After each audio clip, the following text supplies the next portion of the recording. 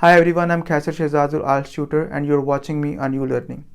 Today I'm going to tell you my 8 rules in order to get your desired IELTS speaking bands. Well, the very first rule is going to be your fluency. Well, the fluency doesn't mean that you should speak in a very fast pace. It means that there has to be an alignment in your speaking.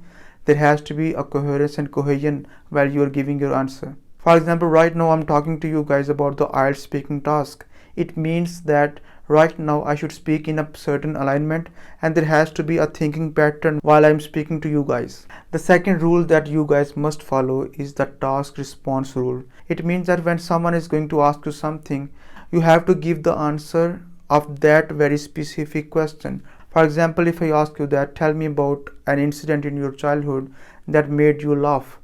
So you have to tell me about that incident. You can't tell me about something else. You can't just beat about the bush.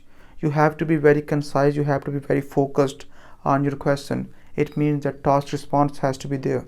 Well, the third golden rule to get your IELTS desired bands is the lexical resources rule. Well, it means that you should know different lexical resources.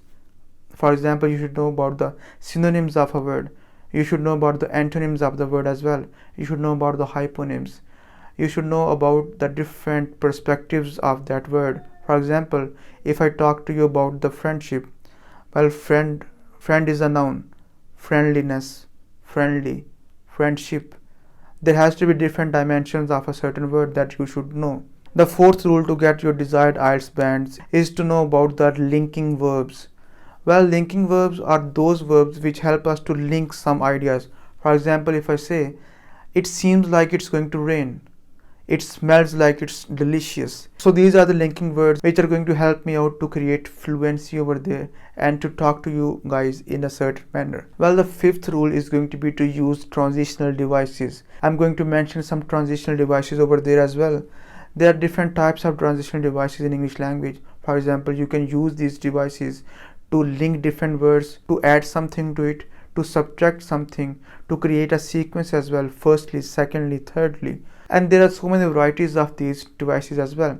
So you can use all these devices in your speaking and you guys are going to have some magical results out of it. Well, the sixth rule is the clarity of the accent. Well, you can use so many devices for it. For example, in my iPhone, I have the Siri. So I just keep on talking to that Siri. It means that if that Siri can understand whatever I'm trying to say, it means that you guys are going to understand what I'm trying to say as well. For example, you can use voice assistants to write down the text as well. So these things are going to help you out to clear your accent. Well, accent doesn't mean that you have to follow British accent or American accent. Well, you can use your own way of speaking, but the thing is that it has to be quite clear. Other people should be able to understand whatever you are trying to say. Well, the seventh rule is going to be to have great grammatical accuracy. It means that whenever you are speaking English language, there has to be certain grammatical accuracy that you should follow. You shouldn't make mistakes in your usage of verbs. You must not make mistakes in your tenses as well.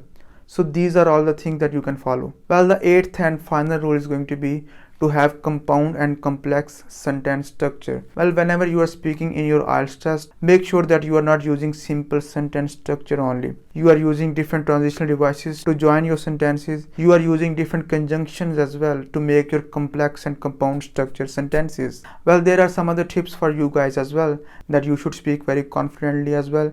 You should keep a very medium pace as well. Your intonation has to be there as well. You shouldn't speak in a very high pitch or a very low pitch. So there are so many things that you guys can do. Best of luck for your speaking test. You have my contact number in the description. You can contact me if you have any ambiguity. Goodbye and best of luck.